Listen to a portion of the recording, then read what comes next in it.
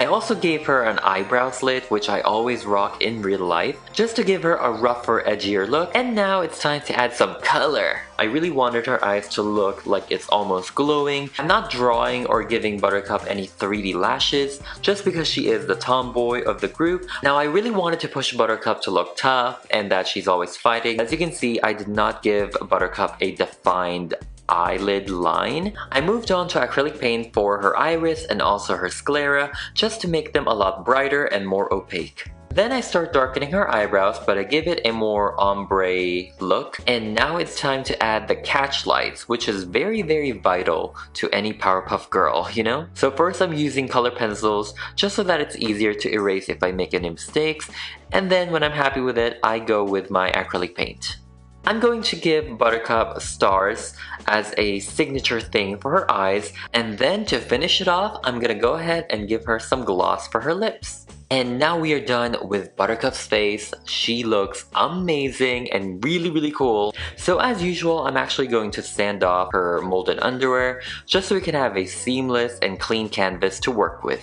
She's gonna have the same exact android feet that I gave Blossom, and for that, to start with, I used an air dry clay just to give it some volume and some mass, and then I move on to my epoxy sculpt to give it the details. You don't want to use epoxy sculpt for the entire thing because that is completely wasteful.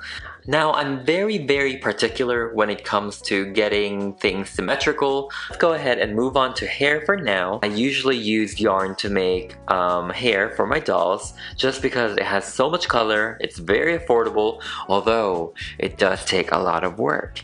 And as you can see, I use pet brushes to untangle, and then when we get to the really fluffy stage, I use my hair straightener to create the hair wefts. And here we have it. So satisfying, so cute. But of course, I prepared black for Buttercup.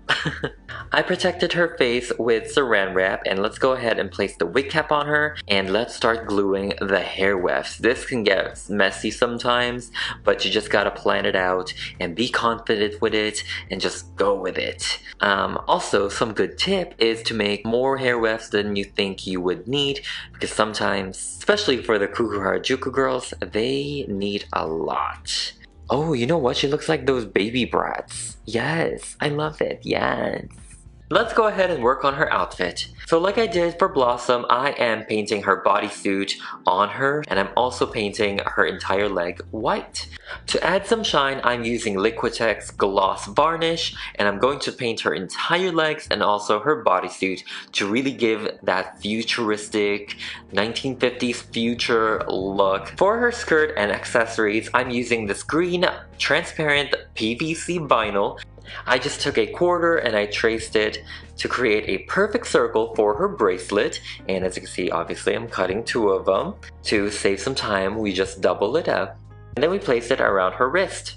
I know that this was also included in Blossom's art sketch, but for some reason at that time I didn't feel like giving it to her. So I think for the entire Powerpuff Girls, I'll just create different variations for the three of them. Then for her skirt, I measured a sauce lid. I think it is a perfect measurement for the skirt. I thought of making a different type of skirt, maybe not like a round one, and I did do some trial and error, but I still wanted to stick with the round skirt just so that it really mirrors and uniforms with Blossom.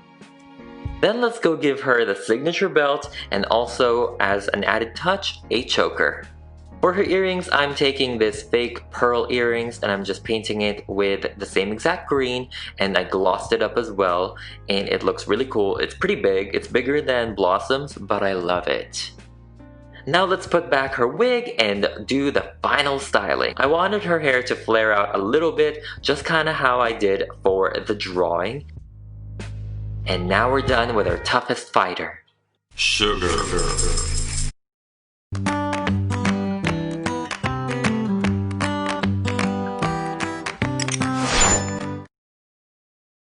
Sugar, spice, and lots of doll supplies.